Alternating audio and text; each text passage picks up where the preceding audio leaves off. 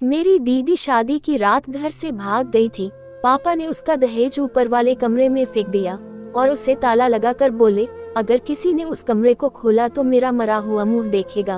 तभी सब घर वाले डर गए और कई सालों तक कोई उसके पास नहीं गया। एक रात पापा को दूध का गिलास उस कमरे में ले जाते हुए देखा तो चुप के पीछे से गई और जाके कमरे के अंदर झांका तो मेरे पैरों तले जमीन निकल गई।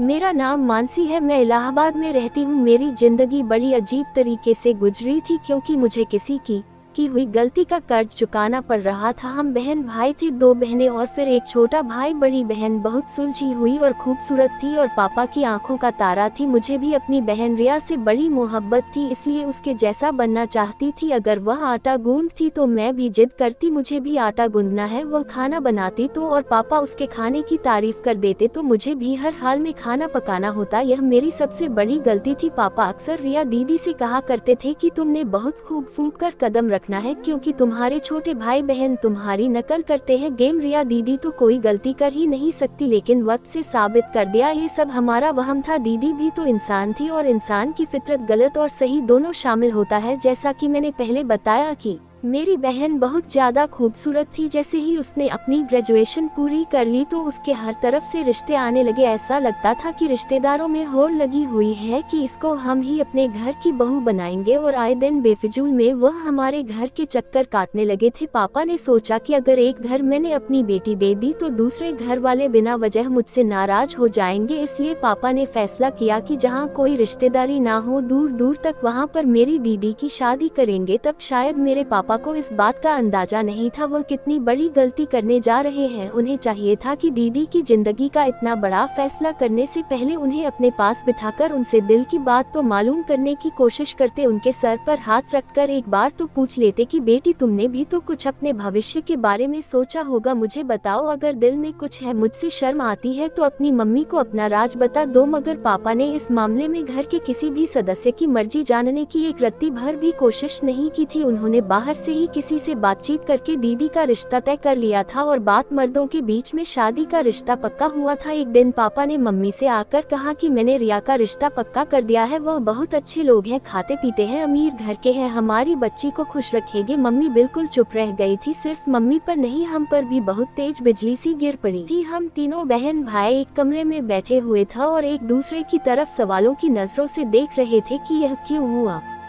और कैसे हुआ। खैर मम्मी कहने लगी, कपिल ये कैसे हो सकता।